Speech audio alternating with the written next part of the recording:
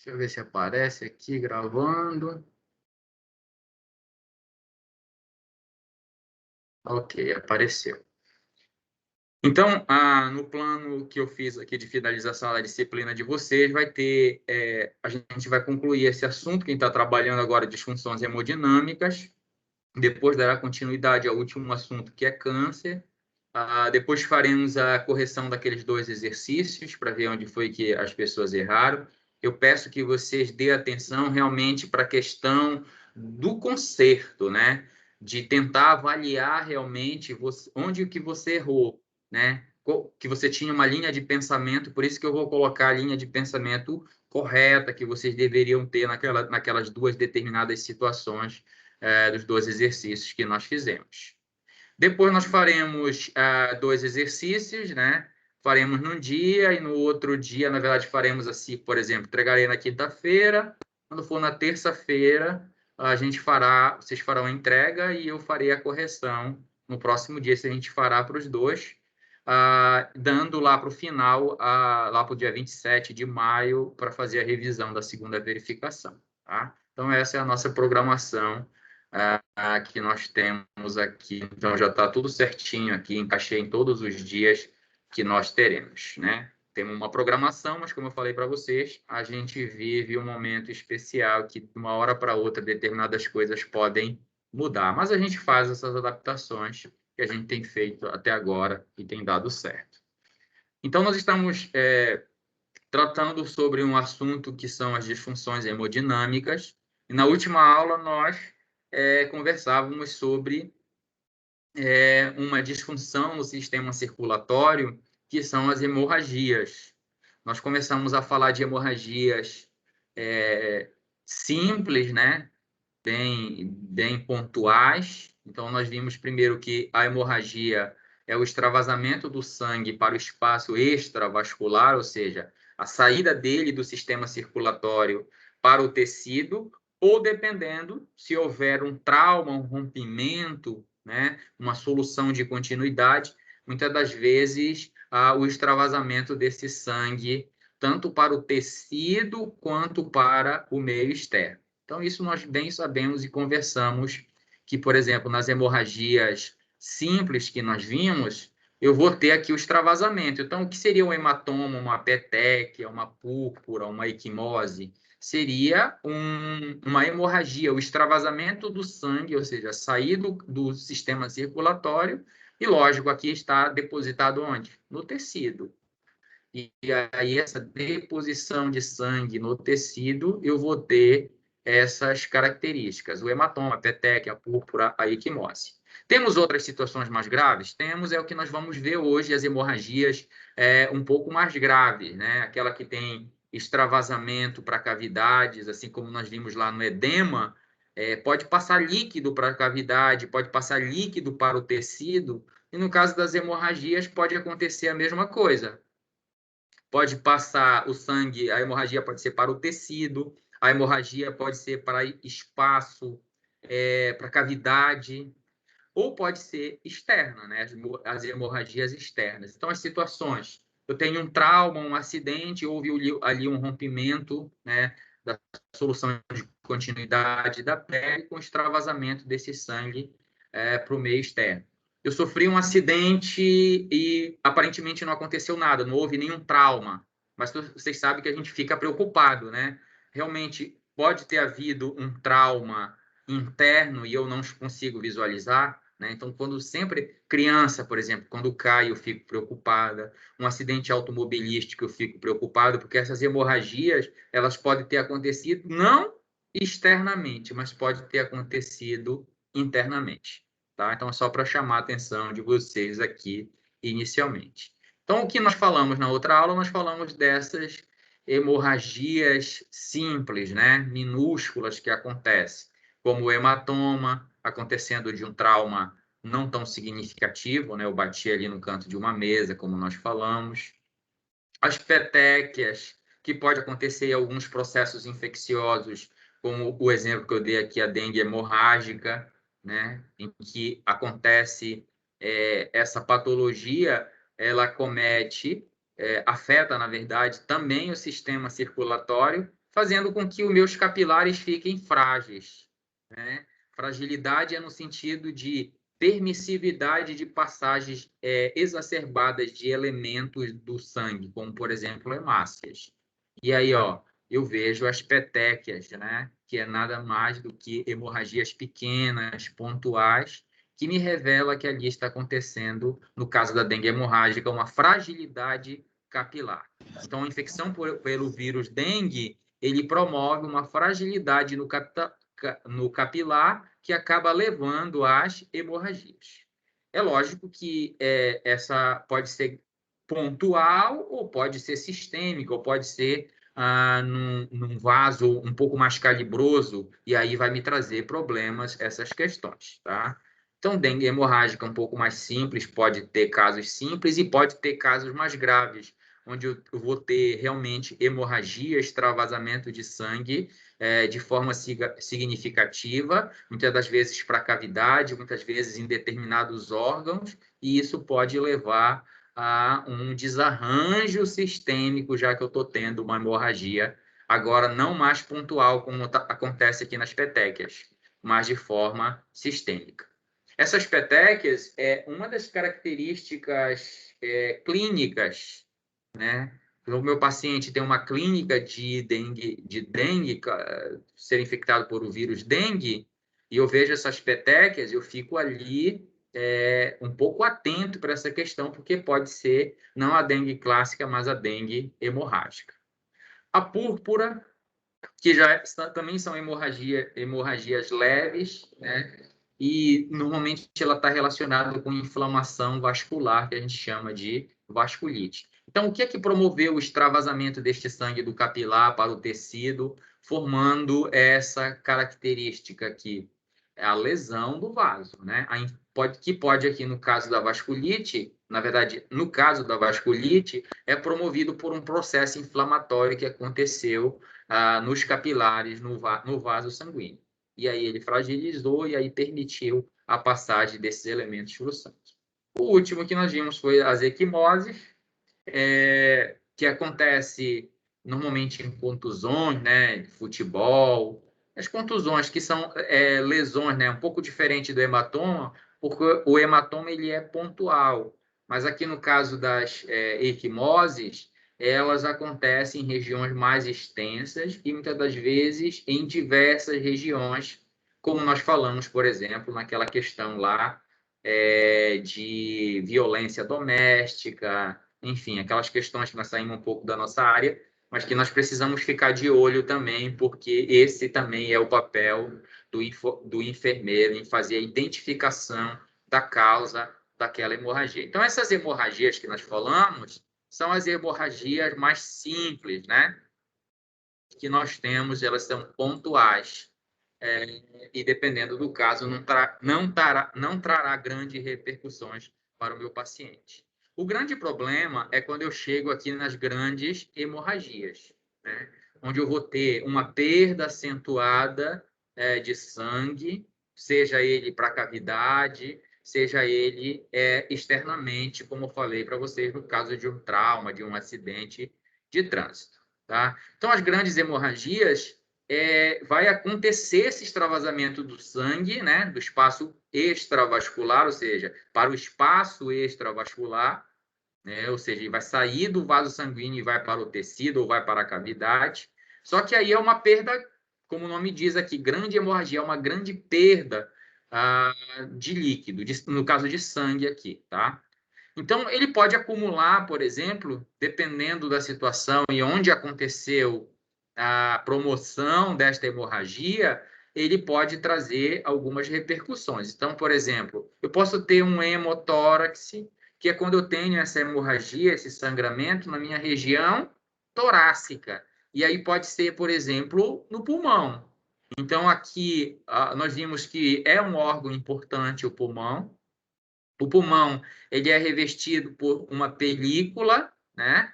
Pela pleura, né? Que é uma película que reveste o pulmão. E aqui, como a gente pode ver nessa imagem, há um acúmulo de líquido. Um acúmulo de líquido entre a película, que é a pleura, e o próprio órgão. Então, acontece aqui uma deposição, e como a gente está vendo aqui pela imagem, é uma deposição de sangue em grande quantidade, é uma hemorragia extensa, acometendo um órgão importante, que vai fazer com que esse órgão aqui perca a sua funcionalidade. Não esqueça que o pulmão, ele é lábil, né? Ele é elástico, ele precisa fazer, né, movimentado pelo diafragma que está aqui, ele encolhe e estica, né? Ele é lábil, ele consegue se movimentar. Se eu tiver a deposição de líquido, na verdade, de sangue, como a gente vê aqui, em grande quantidade, o que é que vai acontecer? Esse meu órgão vai perder a funcionalidade, né? Ele vai parar de fazer a troca gasosa de forma adequada, como ele faria normalmente, sem ser acometido por algum problema. É lógico. Como é que eu vou fazer essa identificação? Eu vou fazer essa identificação de diversas formas, e vocês precisam olhar por essas vertentes. Então, como é que vocês identificariam, por exemplo, eu queria um pouco da participação de vocês, como é que vocês identificariam, por exemplo, que está acumulando sangue no pulmão? Então, o meu paciente chegou, mas eu vou criar uma situação. Você está numa urgência emergência, numa unidade de terapia intensiva, e aí chega um paciente que sofreu um acidente ou sofreu um trauma na região torácica, né? Chega lá no teu ambiente de trabalho. O que você faria como enfermeiro, né, para tentar identificar se ali está acontecendo uma hemorragia? A gente chama popularmente de hemorragia interna, né? Então, como é que você identificaria, aqui no caso do pulmão, que está acontecendo uma hemorragia? Eu quero a participação de vocês, por favor. Porque... E eu usar a escuta. A escuta, professor. Ok. Uma das primeiras coisas que eu vou verificar é a ausculta pulmonar, né? Então, vai ter alteração na ausculta pulmonar? Vai. Provavelmente vai ter uma alteração na ausculta pulmonar, porque, como eu falei para vocês, seja a deposição de líquido, seja no caso do edema que nós vimos lá, seja a deposição de sangue, como aqui no caso do hemotórax, o que é que vai acontecer com esse órgão? Ele vai perder a sua funcionalidade. Então, quando eu for auscultar, eu vou ver que ele não tem mais, né, aquela ausculta que vocês provavelmente aprenderão em uma determinada disciplina aí como fazer essa ausculta. Então, vão ver alteração na ausculta? Vão. Vamos lá. Uma outra situação que vocês precisariam. Pode ser pedido de exame, pode ser... O que vocês fariam aí para realmente ter torácica? Oi? Radiografia torácica. Um raio-x, uma tomografia. É possível fazer essa identificação? Sim. Então, por exemplo... Sim. Aparecem manchas brancas no local que está acontecendo a hemorragia. Sim. Aí, por exemplo, um exame simples de imagem, raio-x, rápido, né? Eu acho que em 10 minutos você tem esse resultado. Então, consegue? Então, novamente, vocês irão aprender a fazer a leitura desses exames de imagem para fazer essa identificação. Então, veja, o meu paciente ele chega com uma queixa, né, que foi um acidente, foi um trauma, foi como a gente chama normalmente, né, um trauma na região do tórax, pode ter dificuldade respiratória porque está afetando esse pulmão, né? Você vai acolher esse paciente, verificar alterações de sinais vitais, por exemplo, pressão arterial, respiração, que provavelmente pode estar afetada se estiver acumulando líquido aqui. Depois você vai fazer exame físico nesse paciente, vai ver se não tem nenhum trauma, quebra, né, fratura de algum osso, por exemplo, ausculta, exame de imagem, e com isso você consegue fazer a identificação. Então, uma das coisas que mais você consegue fazer a identificação imediata é realmente no exame de imagem, que você vê o acúmulo ou de ar ou de líquido ali naquele local. Tá? Não esqueça que aqui pode ser depositado tanto líquido, quanto o próprio sangue, ou quanto a linfa, né? Que é aquele líquido que se acumula aqui nessa região. Então, pode ser ar, pode ser plasma, né? Sanguíneo, ou pode ser, que no caso é o líquido, né? Do edema, e pode ser sangue. Então, tem diversas coisas que vão se acumular e que vão fazer esse órgão perder a sua funcionalidade. É lógico que no exame de imagem é possível fazer essa diferenciação, né? Se é ar, se é líquido, se é algo mais compacto que está acumulando ali naquela região.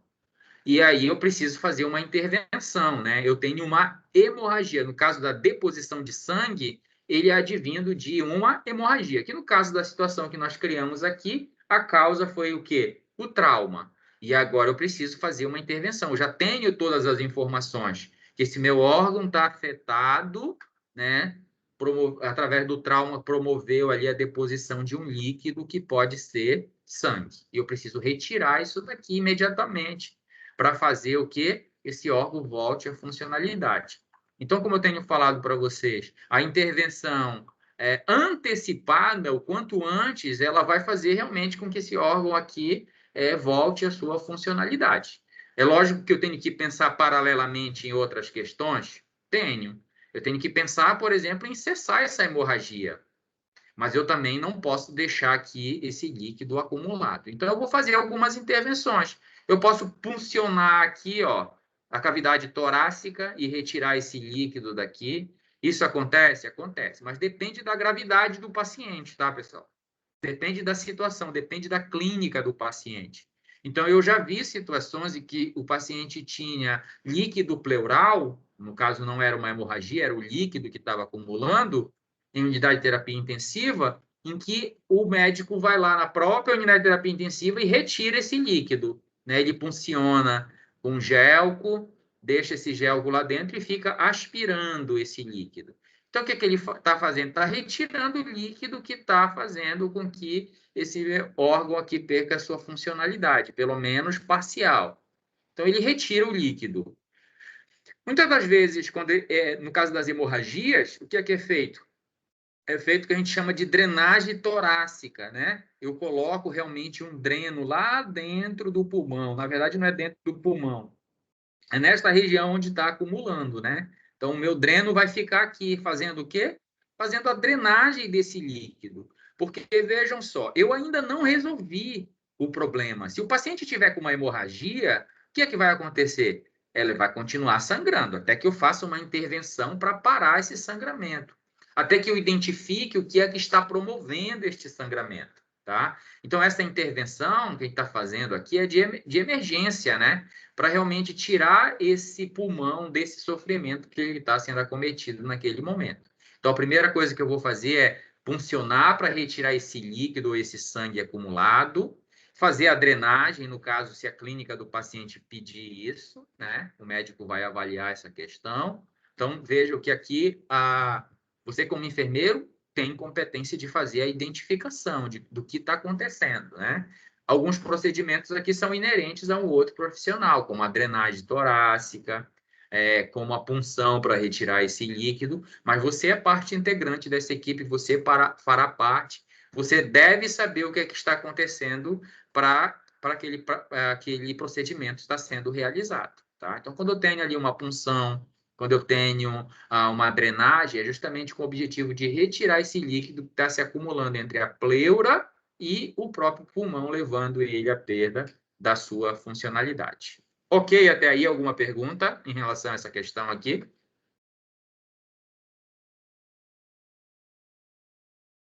Então vamos lá, se não tem dúvida, vamos para o próximo. Então, a outra grande hemorragia que eu tenho é o hemipericárdio. Então vejam que o que eu estou falando para vocês, na verdade, o que eu vou falar muito aqui nessa aula de hoje, é as hemorragias acontecendo em órgãos importantes ou em locais importantes. Já falamos do pulmão, agora vamos falar de uma grande hemorragia que acontece lá na minha bomba cardíaca, né? Que é o hemopericárdio. O pericárdio é esta película aqui, tá, pessoal? Ó, vamos fazer a identificação. Isso aqui é o real, tá, pessoal? Isso aqui é o verdadeiro, né? É desta forma que vocês vão visualizar lá no dia a dia de vocês. Aqui eu tenho um paciente, né, com o tórax aberto, né, e visualizando aqui o coração, olha, o pulmão aqui, tá vendo, ó? Pulmão, e isso aqui é o coração. E esta película que está pinçada aqui é a película que reveste o coração, né? Que é o pericárdio, é uma película que reveste o músculo cardíaco. E pode acontecer, assim como acontece aqui no pulmão, da deposição de sangue entre esta película e o próprio órgão? Pode, né? Então, um hemopericárdio é quando esse sangue extravasa e acaba acumulando aqui. Então, o que vai acontecer? Olha aqui, vamos acompanhar nessa figura aqui, ó. Eu tenho o meu miocárdio, né? Que é o músculo cardíaco. Eu tenho essa película que reveste, que é essa que a gente está visualizando aqui no real, ó, tá vendo? Eu preciso cortar esta película para visualizar o que estava acontecendo. Olha o tamanho desse coágulo que está entre a película e o miocárdio, né? Então, ele está acumulando, ó, esse coágulo imenso, né? Essa hemorragia, que no caso aqui já é um coágulo, ele está depositando aqui. O que vai acontecer? Então, quanto mais sangue ficar entre o miocárdio e a película, vai fazer com que o órgão novamente não consiga pulsar de forma adequada, né? Se não pulsa de forma adequada, ele vai perder a sua funcionalidade, que é bombear adequadamente o sangue para todo o corpo. Então, essas hemorragias pode ser pelo rompimento de um vaso importante aqui do miocárdio? Pode. Pode ser por um trauma? Também. Pode ser por uma perfuração de arma de fogo ou de arma branca, por exemplo? Pode. Então, são diversas situações que vão levar a esse sangramento. Pode ser por uma disfunção hemodinâmica, ou seja, por uma, vamos dizer assim, uma falência de alguma artéria importante aqui, coronária, por exemplo, que rompeu e acabou levando ao sangramento. Pode ser um trombo, um infarto que promoveu o rompimento da veia e, consequentemente, o sangramento? Pode. A gente tem uma diversidade de fatores que vão levar a essa deposição de sangue aqui entre o músculo cardíaco e a película. Vocês vão ouvir um termo que é o tamponamento cardíaco. O tamponamento cardíaco é justamente isso daqui, quando eu tenho uma grande hemorragia, a formação de um coágulo, o que leva a esse meu coração a perder a sua funcionalidade, tá? Por enquanto, nós estamos falando de hemorragias, vamos dizer assim, internas, né, de cavidades, né? Então, esse sangue não extravasa, ele sai de um ambiente, como, por exemplo, o sistema circulatório do miocárdio, e cai aqui entre o músculo e a película, e vai se acumulando. E como ele não tem para onde ir, ele vai ficando aqui. E aí os processos de coagulação sanguínea vão ser ativados e vão formar esse coágulo. Então, esse aqui é um paciente de tamponamento cardíaco, e olha o tamanho do coágulo que está presente aqui. E foi preciso fazer o quê? Uma intervenção cirúrgica, né? Abrir o tórax do paciente, cortar a película, né? Fazer uma incisão aqui na película que reveste o coração, para retirar esse coágulo aqui, para que o meu coração tenha agora novamente espaço para voltar a funcionar, para voltar à sua funcionalidade. É lógico que, como aqui é um processo cirúrgico, eu também já vou tentar resolver a causa que está promovendo essa grande hemorragia. Então, como eu falei para vocês, foi o rompimento da coronária ou de uma outra veia ou artéria importante do coração, eu vou logo resolver essa questão, porque esse sangramento não pode persistir, né? Então, eu vou aliviar retirando esse coágulo. Nem sempre vai ficar coágulo, muitas vezes pode ficar líquido, se aquilo estiver acontecendo naquele momento, né? Lembra que para coagulação leva um tempo para que isso aconteça. Tá? Então, eu vou retirar, né? Como aqui no caso do hemotórax, eu vou aliviar o órgão, vou fazer uma intervenção para aliviar e salvar o órgão, vamos dizer, ou recuperar a sua funcionalidade, né? Então, aqui no pulmão eu retirei o sangue, ele volta a expandir e fazer as trocas gasosas adequadamente. Aqui, no hemopericárdio, eu retirei, né, o coágulo, meu coração agora tem espaço, volta a pulsar normalmente para fazer a impulsão do sangue para todo o corpo. E é lógico que eu vou resolver essas questões, né? Então, aqui, se for um sangramento e eu sei a causa, eu vou resolver essa questão, tá? Os procedimentos invasivos, eles é inerente a esses procedimentos alguns riscos, né? Então, por exemplo, ultimamente, eu tenho visto alguns casos, né? Eu sempre falo para vocês que eu fico observando as coisas que acontecem para tentar trazer para vocês. Então, por exemplo, um caso que eu vi recentemente é de um paciente que foi passar um catéter central, né? Que pode ser na jugular ou pode ser na subclávia. Só que quando você passa esses catéteres, eu não sei se alguém já viu passar, já teve informação como é que se procede nessas situações.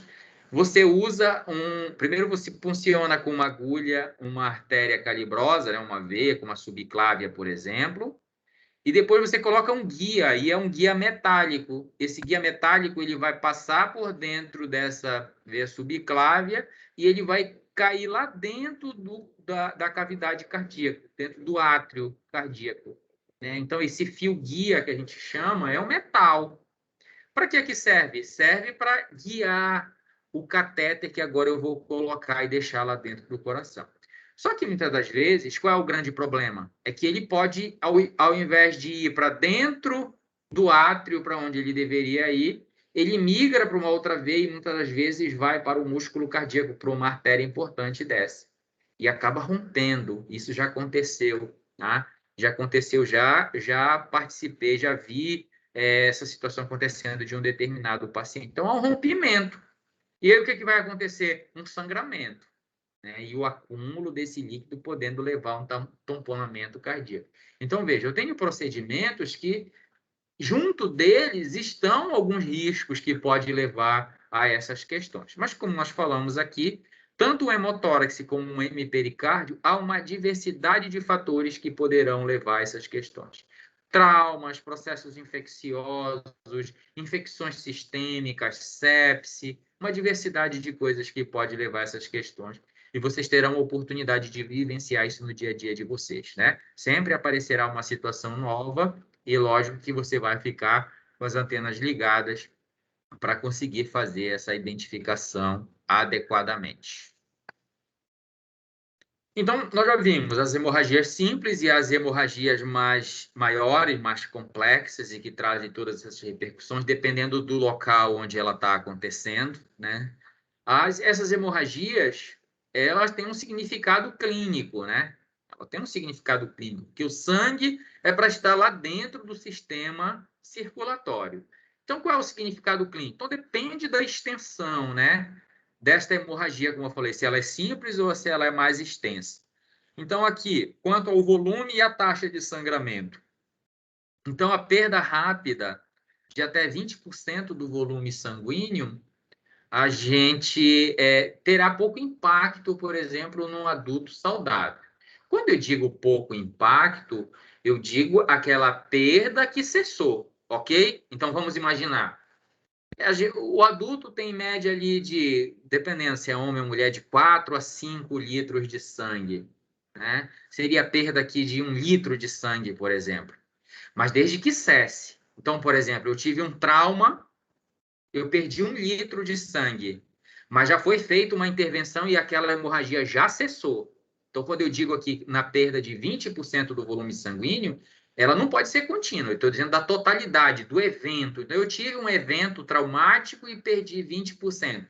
Ok. Num adulto saudável, né, ele terá pouco impacto. Foi resolvido ali, não terá grande problema. Agora, se essa hemorragia persistir, né, eu perder 20% do meu volume sanguíneo hoje, não resolvi, amanhã eu perco mais 20%, lógico que isso vai trazer repercussão. Então, entendo que quando eu falo aqui perda de 20%, é de um processo, de um evento que houve a perda, mas houve também, já cessou, já acabou, já foi resolvido. Tá? Então, ele não trará grandes impactos para um adulto saudável.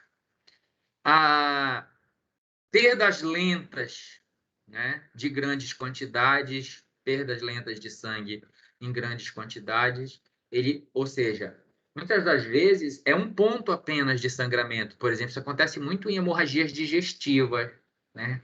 Eu acabo perdendo uma certa quantidade, uma quantidade significativa de sangue, mas essa perda é lenta. Então, por exemplo, hemorragia digestiva, muitas das vezes é um ponto, é um local que está sangrando, né? Que até um termo que a gente usa muito dentro da área é babando, né? Olha, tá babando. É um sangramento pequeno, pontual, só que no longo do tempo. Então, imagina você estar com um ponto sangrante de uma úlcera gástrica, por exemplo, que está sangrando. Se isso persistir, isso vai levar a perdas significativas. Mas não esqueçam que nós temos um sistema. Por que eu estou dizendo que essas perdas lentas elas terão pouco impacto num adulto saudável? Porque não esqueça que nós temos um sistema de reposição desses elementos do sistema imunológico, de elementos constituintes do sangue. Não esqueça da nossa disciplina microimunologia, que nós vimos que as células, tanto do sistema imune quanto as células sanguíneas, elas são sintetizadas no órgão linfóide principal, que é a medula óssea. Então, se essa perda é lenta, o que vai acontecer? O meu sistema hematopoético vai ser ativado para eu produzir novas células, porque eu estou perdendo, tá certo? Então, é por isso que eu digo que terá pouco impacto, perdas lentas, mesmo que no decorrer do tempo seja em grande quantidade, mas eu tenho tempo, o meu sistema tem tempo de repor essas situações. Mas é lógico, como nós bem sabemos, se eu identifico um sangramento, mesmo que seja pequeno, precisa ser resolvido, né? Que eu não posso ficar com esse sangramento, porque a longo tempo isso me trará problemas, tá? Então, é uma nova situação aqui, um significado clínico dessas hemorragias. Quando eu tenho perdas acentuadas maiores, aqui está o problema. E quais essas perdas, né, acentuadas? Aquelas que nós vimos, sangramento, né, um pouco maior, um trauma, por exemplo, que irá promover uma perda acentuada. E esse meu paciente ele não pode perder um volume, né, grande de sangue, porque senão isso pode fazer com que o meu corpo entre em choque, né? Eu posso perder tanto líquido que eu entro num tipo de choque que a gente chama de choque hipovolêmico. Eu estou perdendo muito sangue através dessa hemorragia, porque foi muito acentuada, e ali o meu sistema entra em colapso, entra em choque, né? Que é o choque hemorrágico ou choque hipovolêmico.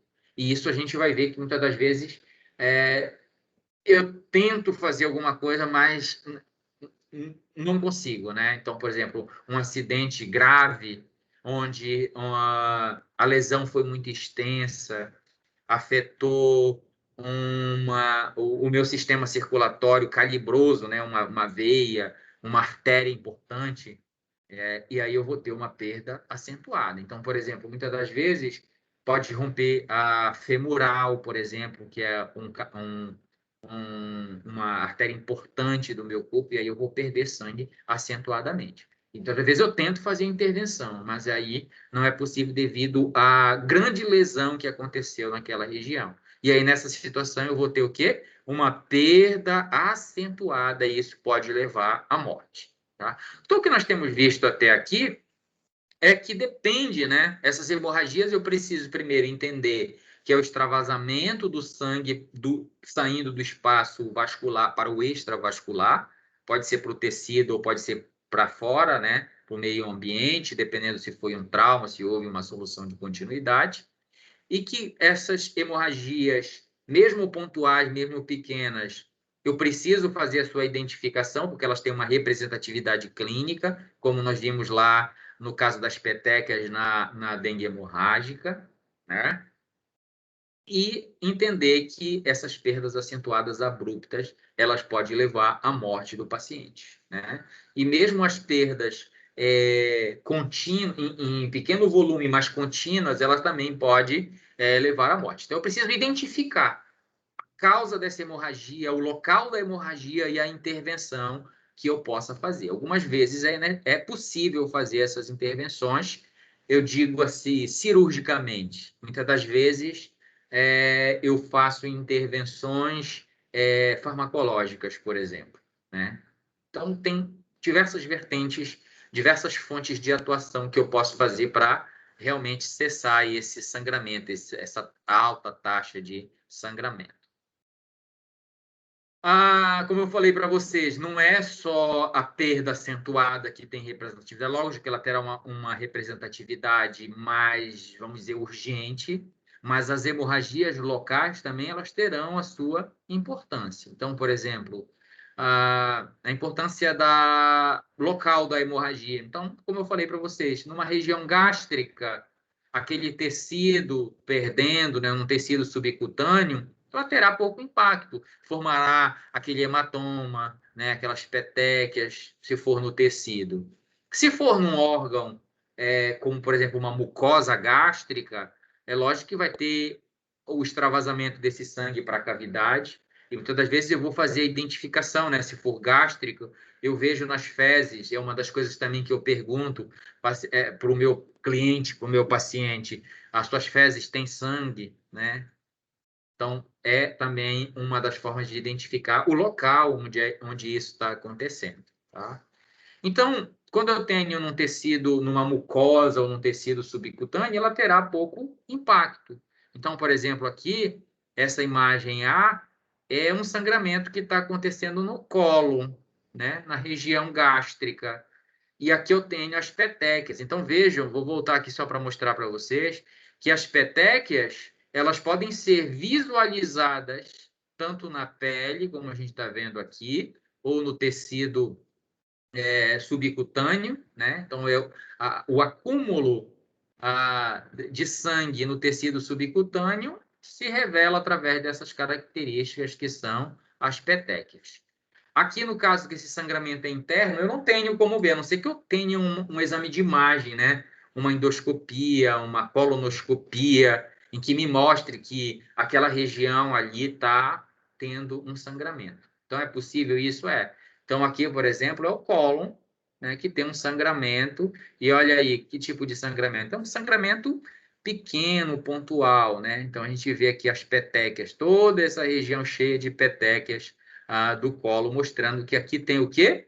Um sangramento, né? Pontual, pequeno, mas que tem uma significância, sim, que tem uma origem, né? Tem uma causa que está promovendo esse sangramento pontual? Tem. Eu preciso entender a causa, eu preciso entender o local onde isso está acontecendo e aí tomar uma decisão a ser resolvida, né? Quando essa hemorragia é local, mas ela é num órgão muito importante, ela vai trazer repercussão. Então, eu tenho falado muito isso para vocês. Depende de onde a inflamação acontece. É no órgão importante? Uma coisa é eu ter uma inflamação no sistema nervoso central, outra coisa é eu ter um processo inflamatório na pele, né? São de graus de problemas que vai trazer menores. O da pele é pontual. O do sistema nervoso pode ser pontual, também pode, mas é lógico que lá, como é sistema nervoso central, é um órgão muito importante, ele trará repercussões significativas.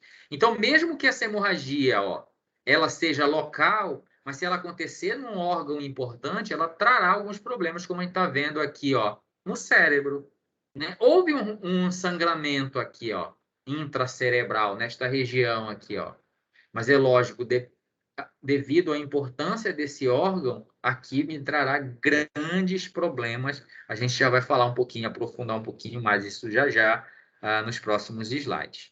Então, se esse sangramento é pontual, então a gente está vendo aqui que as outras regiões do cérebro estão perfeitas, intactas, mas houve um sangramento pontual. E ele pode levar a óbito devido à importância deste órgão, né? Então, professor, por que o sangue, ao sair do sistema circulatório e ir para o tecido, ele vai causar problema? Primeiro, porque sangue depositado fora do capilar, ele vai promover um processo inflamatório. Vejam que o lugar dele não é aqui. Então, se ele é depositado no tecido, como a gente está vendo aqui, é lógico que células do sistema imune vão migrar para esta região aqui, para retirar isto que não faz parte deste ambiente. E é lógico que, como é que eu faço para retirar um micro-organismo, um antígeno, uma substância que não faz parte daquela região? Eu uso uma resposta imunológica. E a resposta imunológica, ela está diretamente relacionada com os processos inflamatórios. Aqui, qual o problema que este sangramento pontual neste órgão importante causaria? Então, ele pode levar, como eu falei para vocês, ao óbito. Por quê? Porque vai acontecer aqui o aumento da pressão intracraniana, e isso não é interessante, né? Porque o aumento da pressão intracraniana vai fazer com que esse órgão, que precisa funcionar em condições ideais, entrar em sofrimento.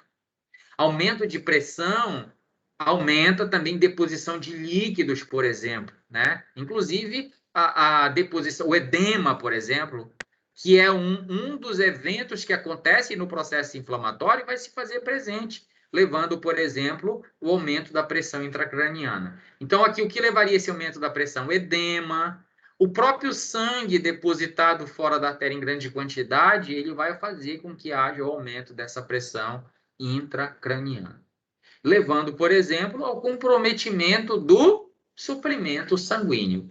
E esse aqui é um órgão muito lábil, né? Na verdade, é um órgão muito exigente, vamos dizer assim.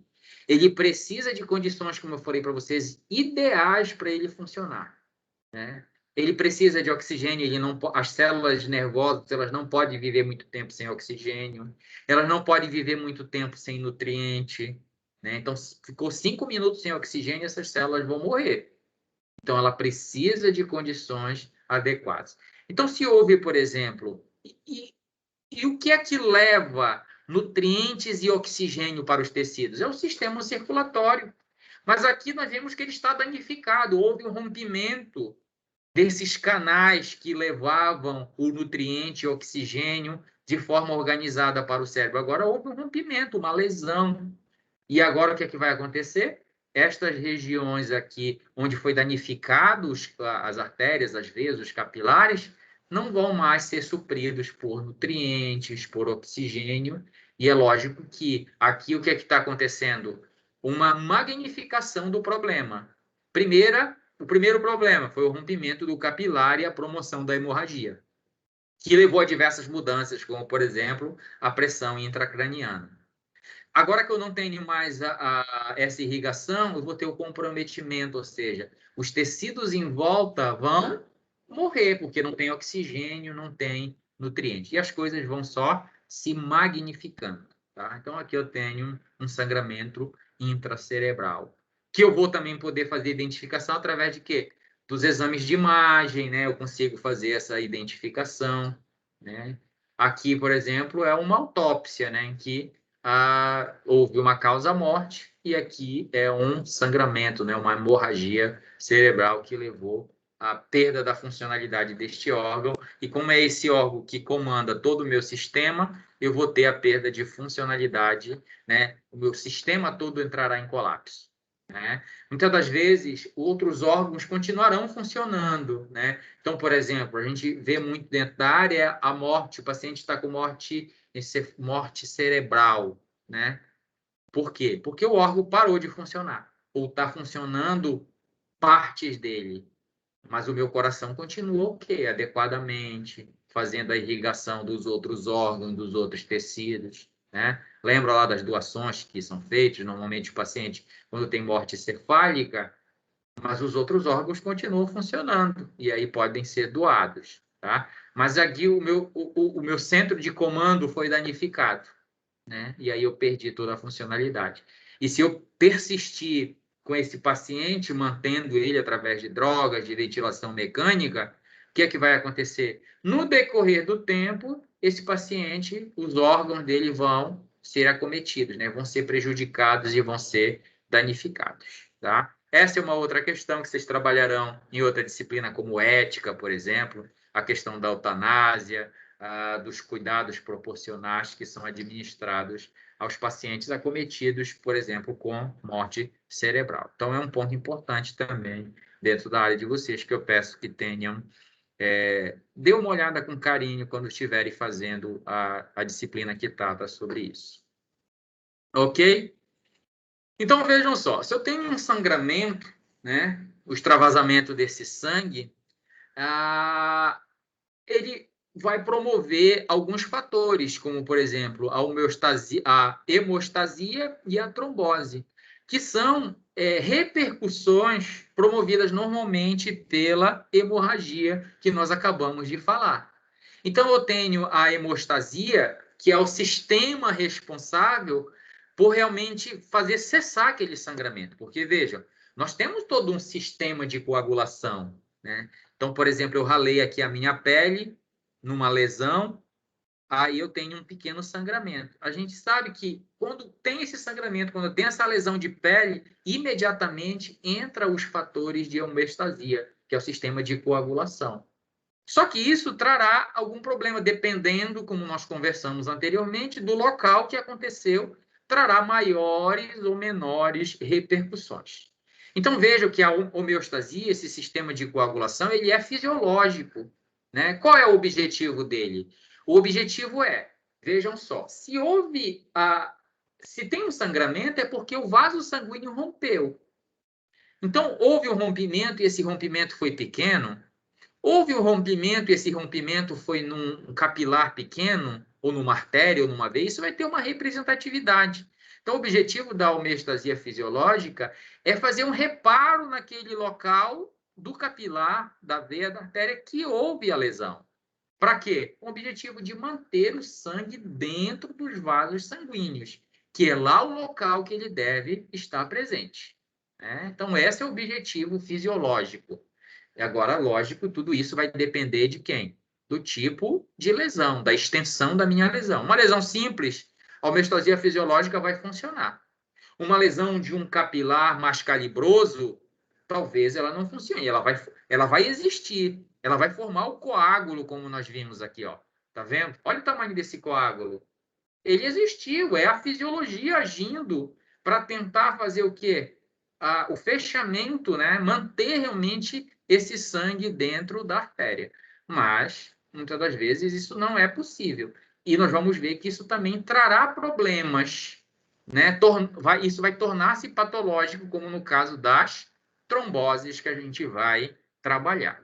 Então, o fisiológico, a homeostasia, é para manter o sangue no vaso, né? Para permitir a formação rápida do tampão hemostático, como eu falei, houve a lesão, ele entra imediatamente em ação esse sistema de hemostasia, de parar o sangramento. Então, permite a formação rápida do tampão hemostático no local da lesão vascular, mas, como eu falei, depende do tamanho dessa lesão e depende do local, do vaso, da veia, da artéria, onde foi que aconteceu. Então, tudo isso vai ter uma representatividade. Então, muitas vezes eu vou conseguir, esse sistema vai conseguir realmente fazer um tampão, muitas das vezes não vai conseguir, né? Então, isso é o fisiológico, é isso o que acontece. O nosso corpo, o nosso sistema, ele é preparado para fazer essas questões. Mas aí tem, como nós temos conversado aqui, conversamos isso também lá nos processos inflamatórios, nós vimos que a inflamação ela é fisiológica, né? A hemostasia, aqui também, que a gente está conversando, ela também tem a fisiológica. Mas nós vimos que chega um momento em que isso pode tornar-se patológico. Então, no caso aqui, a homeostasia patológica é quando este coágulo formado com o objetivo de manter o sangue dentro do sistema circulatório, ele vai causar problema. Então, por exemplo, esse trombo, esse coágulo, ele pode trazer causar um processo patológico chamado trombose, né? Que é a formação de coágulo sanguíneo ou trombo dentro dos vasos intactos. Então, vejam só, o meu capilar sanguíneo, a minha artéria, a minha veia, ela é formada por tecidos, por camadas, né? Pela parte externa, pela parte interna. Depende de onde foi essa lesão, né? Ou depende de como esse coágulo se formou, se foi para o lado externo ou para o lado interno, esse trombo pode permanecer ou cair dentro da corrente sanguínea, né? Então, imagina que foi dentro do lumen que houve a formação desse coágulo. Veja, a formação desses coágulos, eles têm origem diversas, inclusive processos infecciosos, como eu já falei para vocês. O Covid-19, ele causa uma cascata, né, de citocinas, ou seja, ele causa um processo inflamatório exacerbado, e essa inflamação, essa cascata de citocinas, leva a danos no sistema circulatório e a formação de coágulos, que formarão agora esses trombos que ficarão circulando dentro do meu sistema circulatório. Nós temos sistema de retirada desses trombos? Temos, mas depende. Se persistir né, como no caso do COVID, persiste esse processo inflamatório, eu vou formar uma diversidade de trombos. Daqui a pouco eles podem se juntar e aí pode fechar um determinado acesso venoso importante, como uma artéria importante, como uma veia importante. Tá? Então, no caso da trombose, é quando esse coágulo, que antes, que a formação dele é fisiológica, ela acaba indo para dentro dos vasos. E aí é o grande problema, porque ele pode fechar alguns desses vasos. Então, esse processo de homeostasia que a gente falou, ele está relacionado com diversos fatores. Quando é que ele é acionado? Ele é acionado quando há uma lesão tecidual, quando há uma lesão da parede vascular, por exemplo. Então, veja, nós vimos no início, deixa eu ver se é aqui nessa aula, vou mostrar aqui para vocês. Ó, nós vimos no início aqui dessa nossa aula que o sistema circulatório, os capilares, as veias, as artérias, elas percorrem, ó, como elas estão presentes grandemente em todas as regiões do meu corpo. Então, se houver uma lesão tecidual, consequentemente vai acontecer o quê? Uma lesão do meu sistema circulatório, mesmo que sejam os capilares. Então, quando ocorre a lesão dessa parede vascular, é iniciado este processo de homeostasia imediatamente. Os elementos constituintes do meu sangue, como as plaquetas, por exemplo, é um dos fatores que também estão relacionados com esta homeostasia. E aí, voltando para a questão do sangramento, das hemorragias, é uma das coisas que eu verifico, né? Um dos exames que eu peço. Opa, o paciente está sangrando, vamos pedir um hemograma, vamos pedir a quantificação das plaquetas desse paciente. E aí, quando eu quantifico, né, eu consigo saber se a causa dessa hemorragia pode ser a deficiência plaquetária, por exemplo. E aí eu administro plaquetas. É uma das intervenções que eu posso fazer, administração de plaquetas, a restituição da quantidade adequada para que cesse aquele sangramento. Então, vejo que as minhas intervenções, elas podem ser cirúrgicas, como nós vimos lá na drenagem, né? Elas podem ser medicamentosas, e elas podem ser com a reposição do elemento que está faltando, como no caso aqui das plaquetas. Então, para o paciente que está com a plaqueta baixa, ele tem uma tendência a sangramento, porque este elemento está envolvido diretamente aqui na homeostasia. E, dentro de tudo isso, a cascata de coagulação, né, que é ativada quando acontece o dano tecidual, o dano vascular, né? Essa cascata de coagulação, ela é iniciada, que é o nome já diz, né? Uma cascata, é uma série de eventos que estão relacionados com a formação de quem? Do coágulo, que é responsável pela homeostasia que nós falamos aqui. Então, vejam, tem novamente aquela linha tênue entre o que é fisiológico e o que é patológico. Então, a homeostasia que forma um trombo e este trombo cai no meu sistema circulatório, isso pode levar a uma determinada patologia, que é a trombose que nós falamos. Dentro da homeostasia patológica, no caso da trombose, né, vamos falar aqui um pouquinho mais aprofundado sobre a trombose. A trombose, ela é formada por uma tríade de Virchow, que a gente chama, né? Então, essa trombose, ela está relacionada com o quê? Com essa tríade que a gente está falando aqui, ó. Lesão endotelial, que nós falamos, pode levar a trombose? Pode. Que é a formação daquele coágulo e a permanência dele dentro do sistema circulatório. Então, lesão endotelial, lesão do endotélio, né? Que é o tecido que forma o sistema circulatório. Veias, artérias, tá? Capilares. Esta lesão endotelial, o que ela vai promover, né, para causar trombose? Então, vamos lá acompanhar essa seta aqui. A lesão endotelial, ela pode levar a um fluxo anormal de sangue. Como nós vimos lá no cérebro, se houve o rompimento, se houve a lesão do capilar, do sistema circulatório, é lógico que aquele fluxo vai ficar anormal. E esse fluxo anormal é um dos fatores que levam à trombose. Muitas das vezes a gente fala, o paciente ele tem um problema circulatório. Não esqueça que nós estamos falando de disfunções hemodinâmicas, né? Então, o paciente que tem um fluxo também anormal, esse fluxo anormal pode levar à lesão do endotélio, tá vendo? Acompanhando aqui a seta novamente. Então, o paciente que tem um fluxo anormal pode levar à lesão do endotélio, que é uma das causas da trombose. Então, veja que essa tríade, uma coisa está relacionada com a outra. A anormalidade no fluxo sanguíneo pode levar também à hipercoagulabilidade, ou seja, o sangue vai coagular muito rapidamente, né? Aquelas vias lá de coagulação vai entrar em ação, né? E a formação desses coágulos nós acabamos de ver que também está relacionado com a trombose. O último aqui, a lesão endotelial, ela pode levar também à coagulação e à formação do trombo e o estabelecimento dessa patologia que é a trombose. Então, aqui dentro desta tríade, tem 3 coisas importantes que pode levar à trombose. A lesão do endotélio ou a lesão dos capilares, né? A anormalidade no fluxo sanguíneo e a hipercoagulabilidade, a formação, realmente, a coagulação sanguínea exacerbada, pode levar à trombose. E aí, professor, o que é que causa lesão endotelial? Uma diversidade de coisas, é o que a gente vai ver aqui. Então, vamos lá. A lesão endotelial, vamos lá para dentro da nossa área, para a nossa vivência, para nossas coisas do dia a dia. O que é que pode levar a uma lesão endotelial? Pode ser a hipertensão. Então, é por isso que o meu paciente hipertenso, ele deve ser acompanhado de perto. Ele deve tomar as medicações adequadamente, porque essa hipertensão pode levar a quem?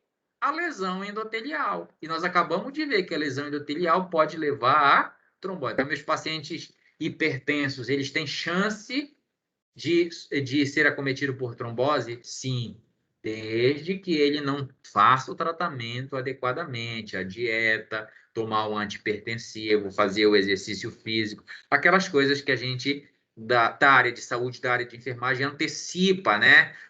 Oferta para o paciente para que ele não tenha prejuízos maiores. A hipertensão, ela vai existir, a resolução dela é um pouco complicada. Então, a hipertensão leva a lesão endotelial, que pode levar à trombose. Toxinas bacterianas, pode levar à lesão endotelial? Pode. Então, uma infecção da corrente sanguínea pode levar à trombose? Pode. Eu fico muito preocupado, eu já falei isso mais de uma vez para vocês aqui, que infecções na corrente sanguínea, elas são extremamente perigosas. Eu fico muito preocupado quando eu identifico um micro-organismo presente, causando um processo infeccioso na minha corrente sanguínea. Uma das causas dessa minha preocupação é que ali ela vai causar um desarranjo, né? Naquele ambiente organizado que é o meu sistema circulatório, quando ele está realmente fisiologicamente funcionando. Então, essa bactéria presente lá, ela pode produzir uma toxina que vai agir sobre o endotélio, sobre o capilar, promovendo o quê? A lesão. E nós vimos que lesão endotelial leva a trombose, como nós vimos aqui. Outra situação bem peculiar. Então, vejam que essas coisas que a gente está falando aqui são coisas de vivência da nossa área, né? Do nosso dia a dia. A hipertensão arterial, nós vamos conviver e vamos verificar essa patologia presente. As infecções da corrente sanguínea em ambiente hospitalar, elas são mais comuns do que nós possamos imaginar. Outra característica do nosso dia a dia é o colesterol aumentado, que inclusive nós já falamos em aulas anteriores, nós já falamos sobre isso, né? Então, aqui, quando eu tenho colesterol aumentado, eu posso ter uma deposição, ó, desse lipídio, dessa gordura aqui, no lúmen do meu sistema circulatório, do meu capilar, da minha veia, da minha artéria, né? E aí, ó, que é a aterosclerose que nós vimos lá. Então, vai chegar um momento em que isso aqui pode fechar. Ou mesmo que não feche, vai prejudicar uma passagem adequada de sangue aqui, ó. Então, o tecido que está posterior, o órgão que está sendo irrigado por este vaso sanguíneo, ele vai ser prejudicado. E no decorrer do tempo, eu também cheguei a falar para vocês que colesterol, que lipídio, ele está diretamente relacionado com inflamação. Então, a deposição de lipídio aqui nas minhas artérias, veias capilares, ela vai promover um processo inflamatório pontual, localizado. Mas isso pode levar ao quê? Ao rompimento deste deste capilar, desta veia, desta artéria, né? E aí o que vai acontecer se há um rompimento? Há um sangramento, há uma hemorragia, né? Vai causar uma lesão endotelial, como a gente está vendo aqui. Então, essa lesão também pode estar relacionada com a trombose. O processo inflamatório aqui, né, promovido pela presença desse lipídio, pode formar trombos. E vejam que onde é que está aquilo que eu falei para vocês, ó. O endotélio é essa região aqui, ó, essas paredes, é o tecido endotelial que forma os capilares, né? E onde é que está acontecendo o processo inflamatório? Onde é que está acontecendo a lesão promovida pelo processo inflamatório devido à deposição do colesterol aqui? Do lado interno. E aí vai ter coagulação. E onde é que vai ficar esse coágulo? Aqui dentro, ó, dentro do capilar. É por isso que isso aqui está relacionado também com a formação desse trombo e a promoção dessa infecção, que é a trombose. Tá certo? Outra característica aqui da trombose, né? O que ela pode promover, ó? Então, uma característica patológica, não esqueça, volto a repetir que a gente está falando de disfunções hemodinâmicas. E eu tenho uma disfunção hemodinâmica que é a dilatação, muitas das vezes, desse sistema circulatório, de uma parte desse sistema circulatório. Então, quando tem a dilatação de uma artéria ou de uma veia importante, o que é que vai acontecer? Isso vai complicar a situação. Por quê? Porque, então, por exemplo, aqui eu tenho duas situações que eu trouxe aqui para mostrar para vocês. Eu tenho aqui, ó, um aneurisma de aorta, né? A aorta torácica, não esqueço que a aorta, ela percorre toda essa região. Essa aqui é a anatomia do sistema circulatório, tá? Então, eu tenho a aorta torácica, que é a que passa aqui nesta região. Aqui, ó, e ela vem daqui, ó. Sai a aorta daqui do coração, vem, descende a toda essa região, né? Depois vai aqui para as pernas, irriga os rins aqui. Então, quando eu tenho uma disfunção hemodinâmica, que a gente chama de aneurisma, o que é o aneurisma? É a dilatação da veia, tá vendo? Aqui eu tenho uma aorta torácica normal. Ela tem um calibre normal, tamanho normal. Mas chega um momento, e que tem diversas causas também, que esta aorta ela pode dilatar. Está vendo como houve uma dilatação? Se houve uma dilatação, é porque realmente essas paredes aqui já perderam a sua funcionalidade de manter a forma desta aorta. Então, houve uma dilatação. Então, tem algum problema acontecendo aqui com este tecido endotelial que está promovendo a dilatação desta aorta. No caso aqui, torácica. E aqui eu tenho um aneurisma, né? Aneurisma de aorta torácica. Então, o que vai acontecer? Quando eu tenho uma mudança, né? Então vejo que houve uma mudança. Pegue uma mangueira de jardim e pressione a ponta onde está saindo água. Você vê, dependendo da mangueira, que ela vai dar uma estufada. Por quê? Porque ali dentro tem uma pressão maior, né? E as paredes, no caso lá da mangueira de jardim, não suportam aquela pressão aumentada e elas dilatam. O nosso sistema circulatório ele pode fazer isso também, né? Então, por exemplo, houve o dano aqui da parede endotelial, agora ela não tem como sustentar a forma e aí ela pode dilatar, formando esse aneurisma que a gente está vendo aqui, tá?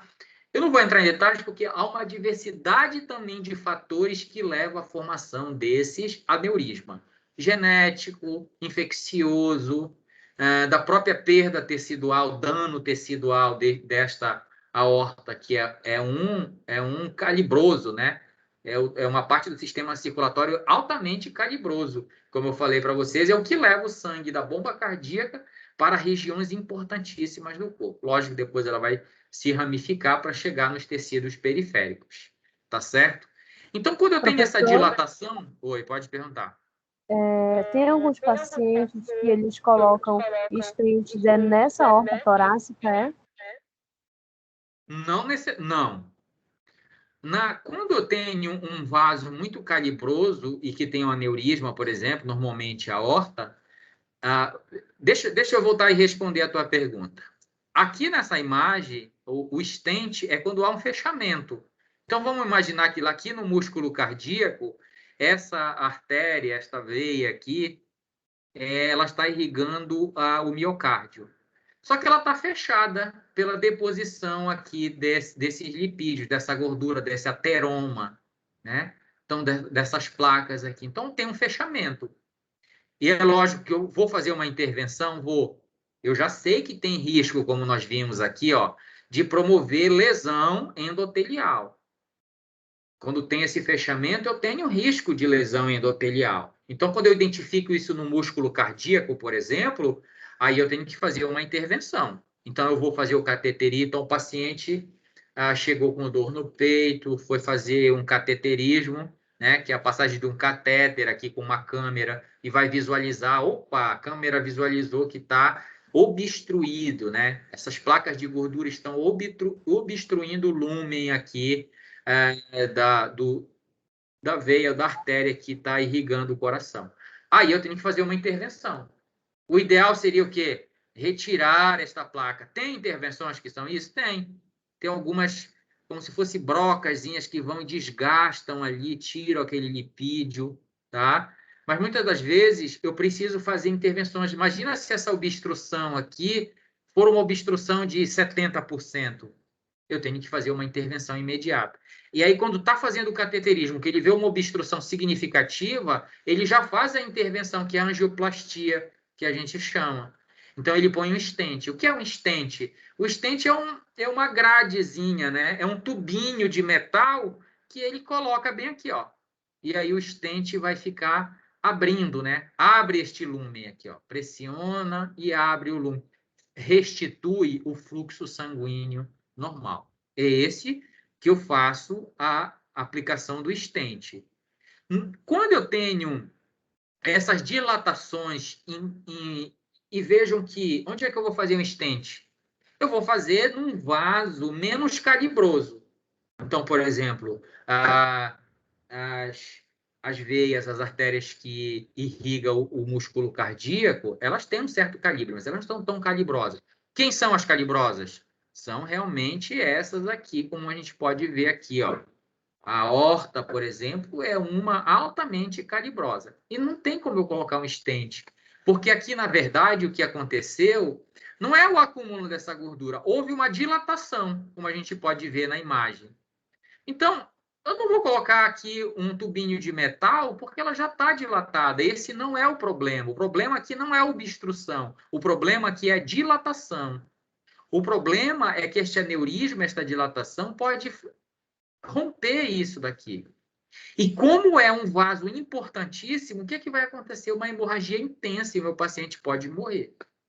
Então, no caso dos aneurismas, não é o stent que eu vou colocar. Normalmente, coloca-se uma prótese. O que é que eu vou fazer? Vou fazer uma intervenção cirúrgica complexa, em que eu vou retirar a parte, ó, dilatada ou a parte danificada, porque se está dilatando, é porque o endotélio está danificado. E aí ele retira essa parte e aí coloca um tubo ligando, né, uma prótese, que a gente chama. Ele coloca uma prótese aórtica aqui.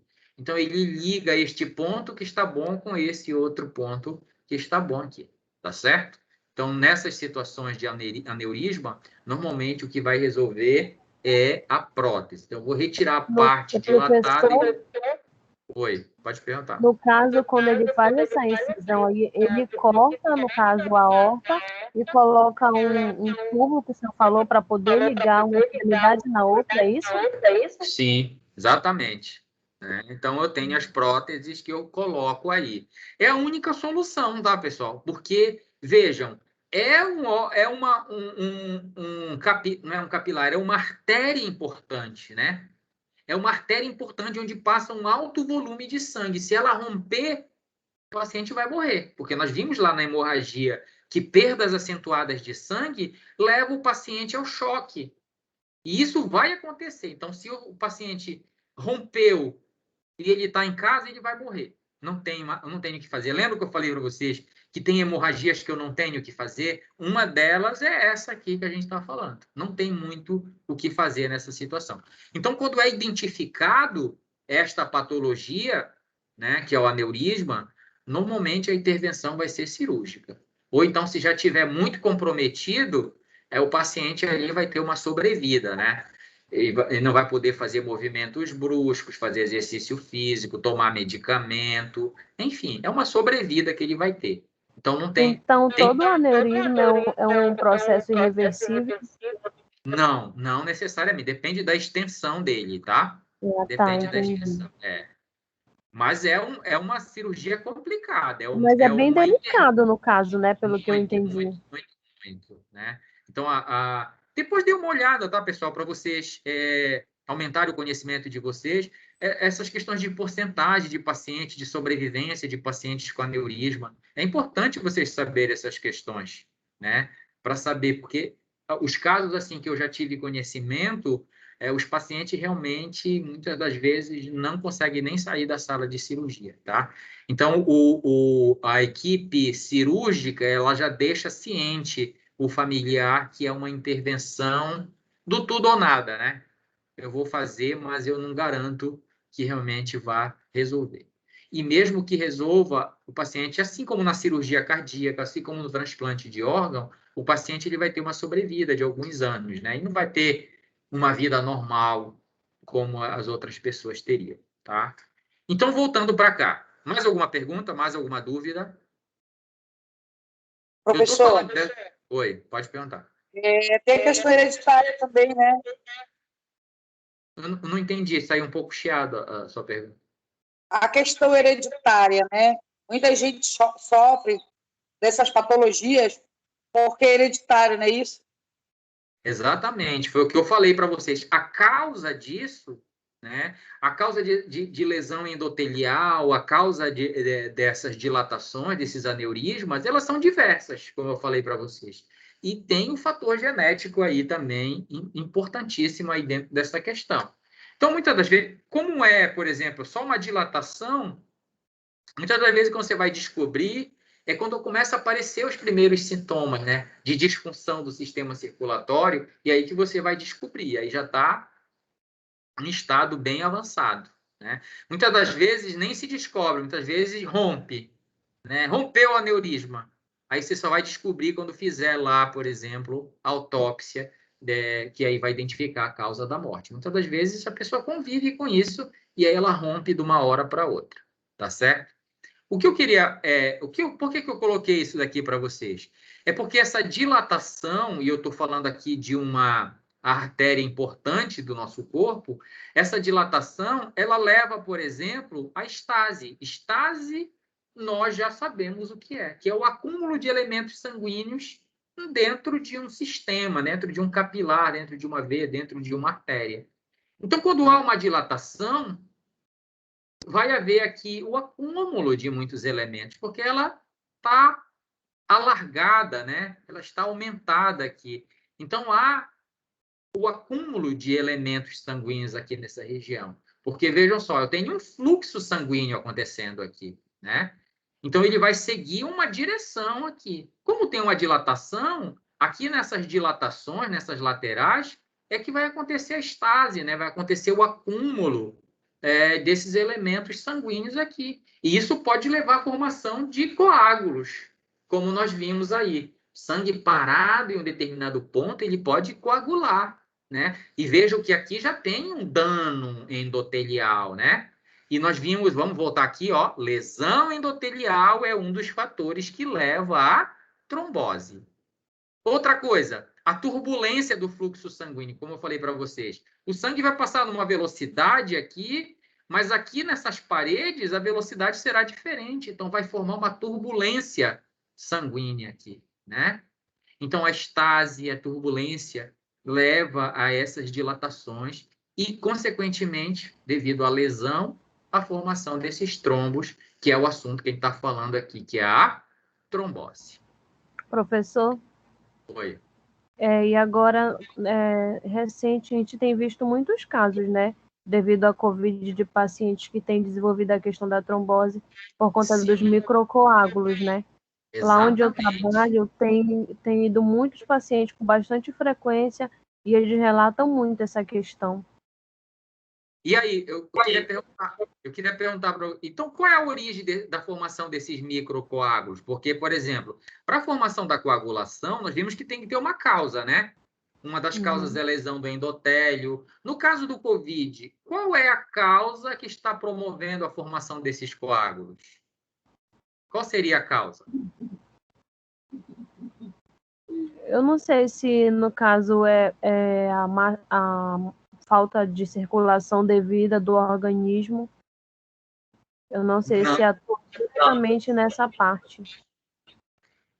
É porque, no caso do COVID, ele vai ter um processo inflamatório exacerbado. E o processo inflamatório é um dos fatores que leva à formação de coágulos. Então, nós estamos vendo que no COVID-19 há a formação de uma resposta inflamatória exacerbada.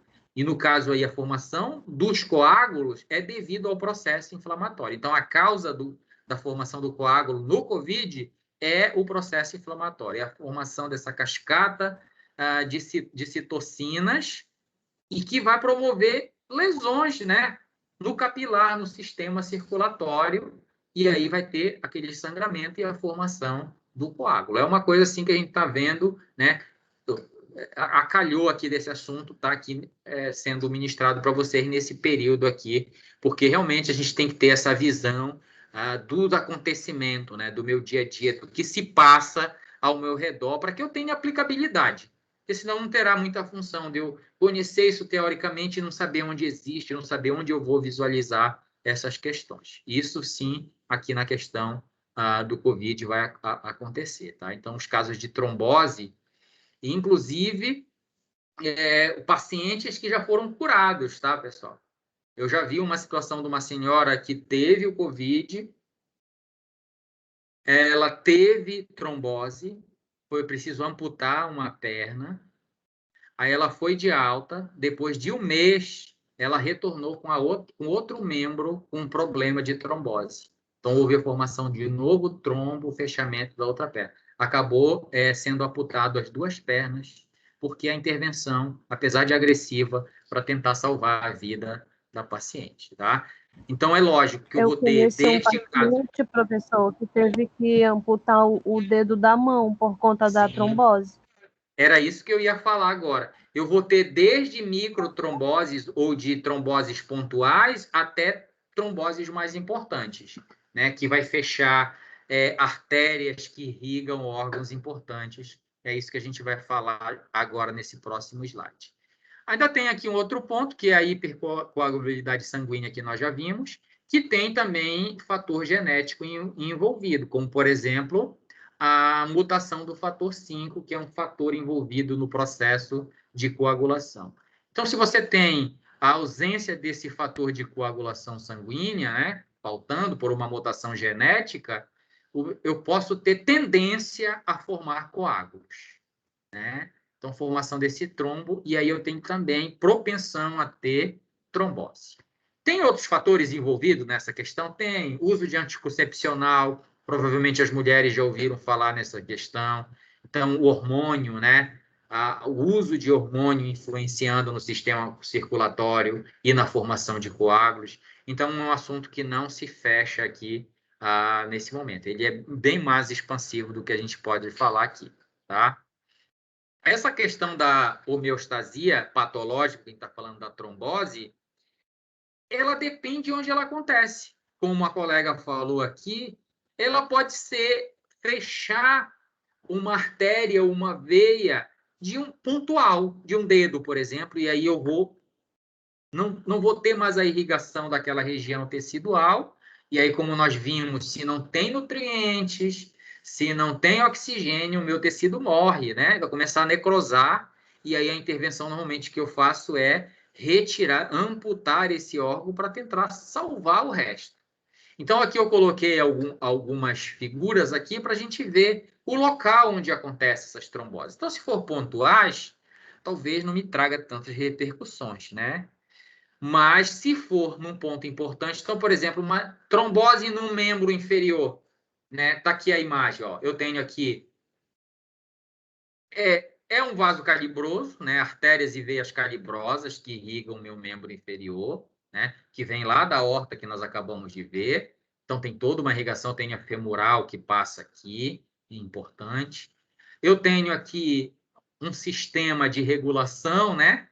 De fluxo sanguíneo, aqui preservado, aqui adequado, né? Tanto descendente quanto de sobe. A gente sabe que a nossa panturrilha tem essa função aqui de fazer a migração. Então, aqui seria o fluxo normal sanguíneo, né? Acontecendo aqui no meu membro inferior. Quando eu tenho a formação de um coágulo, como a gente pode ver aqui, o que, que vai acontecer? Um fechamento, né? Fecha a irrigação, né? E esse pode ser único, pode ser múltiplos, pode ser microcoágulos, como nós falamos aí na questão do Covid. Então, se ela fecha a irrigação de um determinado órgão, o que é que vai acontecer? Esse meu tecido pode morrer, né?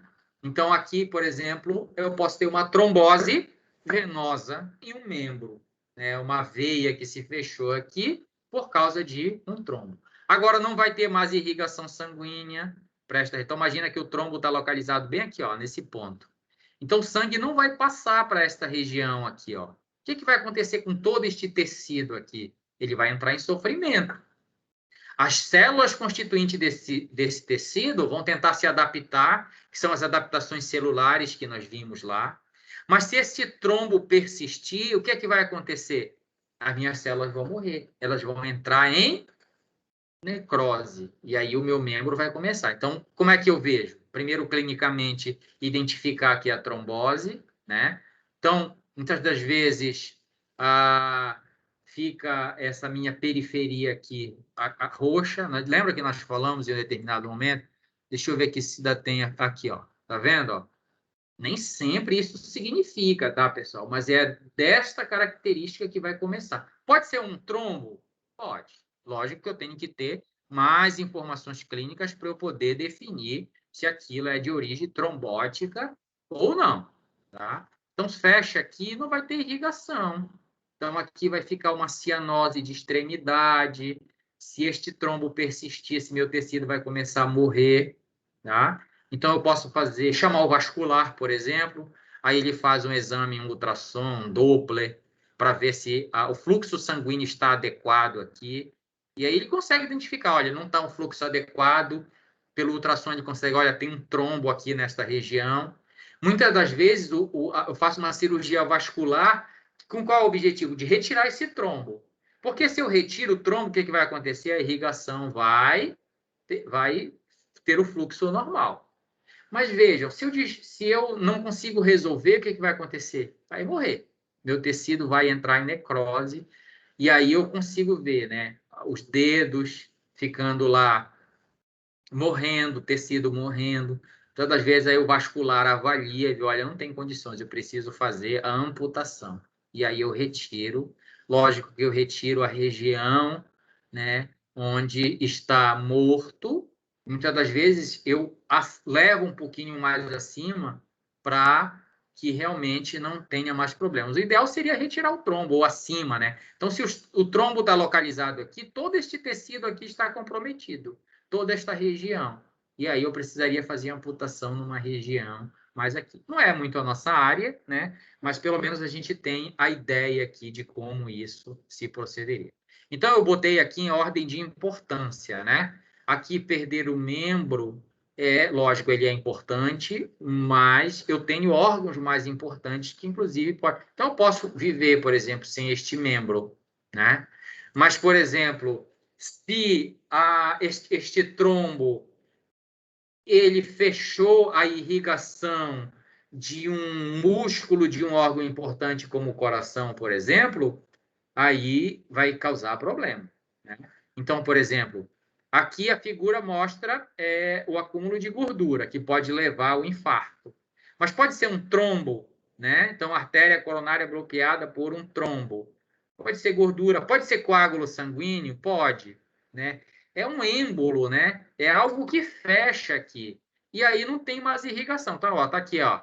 A veia, a artéria que irriga esta região, ela foi fechada aqui nesta região. Então, sangue não vai mais passar para esta região. E aí o meu músculo cardíaco vai o quê? morrer, vai ser lesionado devido à interrupção deste fluxo sanguíneo. Então, se eu comparar esta trombose neste membro e uma trombose que aconteceu aqui no coração, lógico, são órgãos importantes, mas com diferenças de importância. Meu músculo vai perder, vai morrer, e aí esse órgão aqui vai perder a sua funcionalidade. Então, aqui a importância, por isso que eu coloquei a importância de onde é que acontece esse fechamento, né? Essa trombose. E se for no pulmão, né? Então, por exemplo, a gente chama muito nessa questão aqui de embolia pulmonar. É a formação de um êmbolo, né? Lembra do êmbolo da seringa que a gente utiliza dentro da nossa área? Né? Ali tem um êmbolo que eu tiro ali de dentro. Então, aqui no caso da embolia pulmonar, pode ser um coágulo, ó. Como nós vimos aqui, ó, o coágulo está dentro de quem? Do meu sistema circulatório, caiu nas minhas câmaras cardíacas, ó. Foi migrando, o sangue que sai do coração, ele vai também para o pulmão, né? E junto foi quem? O trombo. E aí ele vai fechar o quê, ó? Um ponto. Ele vai ficar preso, né? Ou vai fechar uma determinada veia ou artéria que irriga o pulmão. E aqui foi aqui nesse local. E é lógico que agora não vai ser esta região irrigada por este vaso, não vai mais acontecer. E aí o que é que vai promover? Morte do tecido novamente. Dependendo da extensão, dependendo do local. Então, imagina se o trombo fecha essa região inicial aqui, ó. O trombo é muito grande, ficou aqui nesta região. Significa que não vai irrigar mais esta região, esse lado, esse pulmão aqui, desse lado. O que vai acontecer? Esse tecido vai morrer. E o órgão vai perder a sua funcionalidade, tá? Muitas das vezes, a gente faz intervenções medicamentosas, né?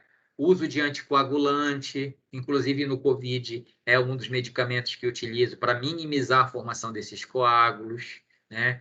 O paciente que tem risco de infarto cardíaco, ele também vai receber o anticoagulante, vai tomar por um longo período, né? Já viu a pessoa que tem problema cardíaco tomar AS, né? Em ambiente hospitalar, enoxaparina, heparina, que é justamente para minimizar essa possibilidade. Então, é um desagregante plaquetário que faz com que agora não haja agregação e a formação desse trombo, que pode se localizar, fechar a irrigação de um órgão importante, como o pulmão aqui. Aí, aqui causará uma embolia pulmonar. E nós já vimos que não dá para viver sem coração funcionante, não dá para viver sem pulmão funcionante. E muito menos sem um cérebro funcionante.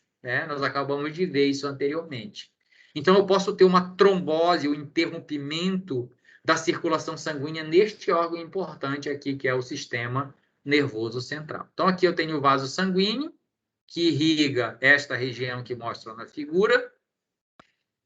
A formação de um coágulo e o fechamento, agora não tem mais irrigação daquela região. Então, se não tem irrigação, não vai ter nutriente, não vai ter oxigênio sendo levado para aquela região e ali vai morrer. Então, aqui a gente chama de AVC isquêmico, né? Quando um coágulo bloqueia o fluxo sanguíneo para uma área determinada do cérebro. Vai acontecer uma isquemia, vai acontecer uma lesão naquela região, porque não houve mais, o coágulo não permitiu mais a passagem. E é lógico que qualquer dano, né? Dependendo da região, mas aqui o cérebro é importantíssimo, né? Eu posso ter perdas pontuais, mas eu posso também ter a perda, a disfunção de todo o meu órgão aqui. No AVC hemorrágico, o que vai acontecer? Há um rompimento, né? Então, aqui já não é uma formação, aqui está relacionando as duas coisas que nós conversamos. A hemorragia, que no caso aqui é uma hemorragia extensa, e a trombose, né? Então, o AVC isquêmico é formado por um coágulo que interrompe o fluxo sanguíneo, levando à morte pontual, localizada de uma determinada parte do cérebro. No AVC hemorrágico, eu vou ter o sangramento, né? Devido ao quê? A hemorragia, devido ao rompimento daquele vaso sanguíneo, como a gente está vendo aqui, e ao extravasamento daquele sangue e a deposição dele no cérebro. E essa deposição desse sangue aqui vai levar a aumento da pressão intracraniana, vai levar a processos inflamatórios, e tudo isso vai levar a dano desse tecido neural aqui, e aí eu vou ter a perda da funcionalidade. Então, veja o que eu trouxe para vocês aqui. É importante, mas eu digo assim, no nível de complexidade, né? Uma trombose em membro, uma trombose cardíaca, uma trombose, uma embolia pulmonar e no sistema nervoso central, né? Isso aqui é extremamente importante, nós vamos visualizar muito isso aqui dentro da nossa área. Pode perguntar. Você pode voltar lá para o último slide do AVC, para tirar uma dúvida? Pode perguntar. Deixa eu aparecer aqui para mim. No caso do AVC isquêmico, ele se torna mais extenso dependendo de onde vai ocorrer esse coágulo para interromper a passagem do fluxo sanguíneo ou não? Como eu falei para você, para vocês, o órgão, sistema nervoso, cérebro, ele é importante, né? É difícil não ter uma região que não seja tão importante, mas tem níveis de importância? Tem. Nós sabemos que nós temos os lóbulos, que nós temos as regiões centrais que são mais importantes, nós temos a região da fala, enfim, nós temos uma diversidade de coisas, né? Então, depende de onde acontece. Mas eu já digo para vocês, eu acho que a nossa experiência do dia a dia demonstra isso, né? Que quem tem um AVC normalmente vai ter alguma sequela, dependendo da extensão e da localização onde isso acontece. Então, vou ter a perda, uma hemiparesia, um lado vai ficar, muitas vezes a boca fica torta, muitas vezes a fala fica prejudicada. Então, depende realmente de onde isso vai acontecer. Mas, assim, de forma geral, ele vai sempre trazer algum dano, né? Menos representativo ou mais representativo que pode levar à morte. Então, a intervenção aqui tem que ser o quanto antes, né? Muitas das vezes dá para fazer. Então, aqui no rompimento, no sangramento, eu vou retirar esse sangue para diminuir a pressão intracraniana, tá? Mas depende, sim, da área, tá? Do local e da extensão também de onde isso aconteceu. Muitas das vezes é pontual. É um sangramento, por exemplo, uma hemorragia, muitas vezes é hemorragia pontual, pequena, né? É só um pontinho ali. E aí, muitas das vezes, não tem tanto problema. Lógico, vou ficar alerta, né? Mas tem a reabsorção ali do sangue que foi extravasado, e aí muitas das vezes eu não tenho grandes repercussões, tá? Mas na maioria das vezes eu já tenho, né? Eu vou ter essa patologia já, e aí eu tenho que me preocupar grandemente com isso, tá? Então depende sim da região. Aqui é só uma figura para mostrar para vocês, né? Então isso aqui é o miocárdio, né? Lógico, isso aqui são peças anatômicas, onde eu tenho um trombo ventricular presente aqui, ó, tá vendo? Ó? Então, dentro do meu ventrículo, eu tenho um trombo, né? Lógico que aqui dá para ver um, mas provavelmente pode ter em outras regiões isso acontecendo. Do aneurisma, né? Então, isso aqui é a aorta abdominal. Ó. Então, é lógico, como eu falei para vocês, tem uma causa. Porque houve uma dilatação desta aorta? Tem uma causa. Então, aqui, ó, na dissecção, né? Dá para ver numerosos trombos, ó. Os coágulos que a gente pode ver aqui, olha a diversidade deles que tem aqui. Lesões ateroscleróticas, que é aquela deposição de gordura, tá vendo? Então, aqui, a dilatação desta aorta abdominal teve uma causa aí que provavelmente aqui pode ser inflamatória, já que tem muita gordura, né? Tem aterosclerose depositada aqui.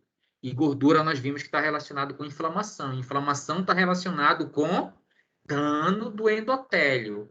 Dano do endotélio está envolvido com a formação de coagulação de trombos, que pode ter levado aqui à dilatação desse órgão. É lógico que aqui essa aorta é de alguém que não sobreviveu a essa patologia.